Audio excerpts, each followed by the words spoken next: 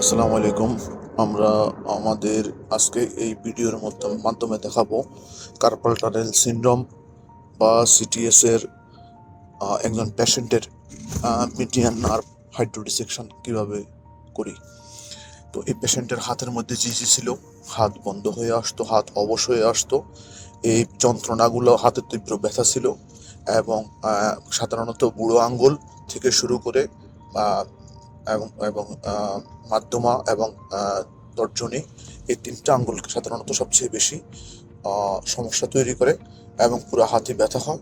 আমরা এখন ওই নার্ভটার, যে মিডিয়ান নার্ভ, তার উপরে এবং নিচের দিকে ক্রস সেকশনাল এরিয়াতে আমরা উপরে এবং নিচের দিকে মেডিসিনের মাধ্যমে সেটাকে আলাদা করে দিব।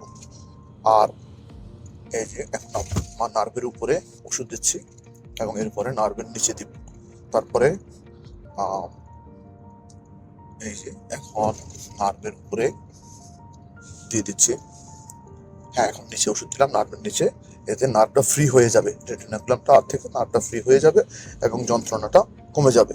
তাহলে কার্পাল টানেল চিকিৎসা, এটা দ্বারা মানে 99%-এর মতো আমরা অপারেশনকে অ্যাভয়েড করতে পারি।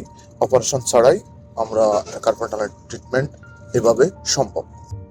শেষ হয়ে গেল, আমরা এখন এভাবে দেখে কনফার্ম করে নিই।